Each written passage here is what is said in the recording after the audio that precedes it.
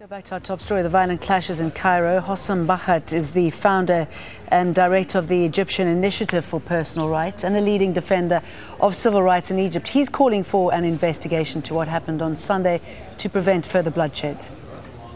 This is a tragedy of state failures. The sectarian tensions had started in early September 1st to be exact, in the south of Egypt in Aswan, a village called El Marinab, where there were tensions about the Copts' use of a church that they had been using for prayers since the mid-80s. For a full month, the authorities failed to deal with these tensions or resolve the dispute over this church, where Muslim inhabitants of the village, the Muslim majority, refused to allow the Copts to rebuild that church or renovate it, even though they had all the necessary permits and paperwork. Eventually, a month later in October, the place was completely destroyed together with other homes and houses of the Coptic neighbors of that church.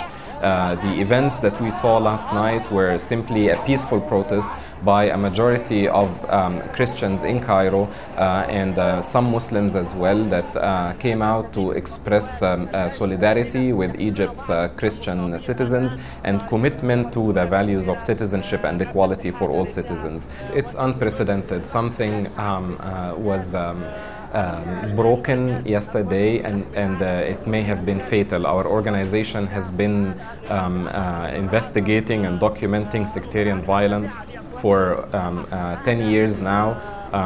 There is nothing like what we saw yesterday, precisely because it's the army. It's the first time that the Copts are not being attacked by Muslim extremists, are not being attacked by the police and the abusive interior ministry. They were attacked yesterday by the army, and there is a certain sense of estrangement and anger that will take a very long time to process. We don't understand why the army resorted to these unprecedented measures. Only an independent investigation can establish the truth, and we don't believe that the army should be allowed to investigate itself. We think there needs to be an independent, impartial investigation.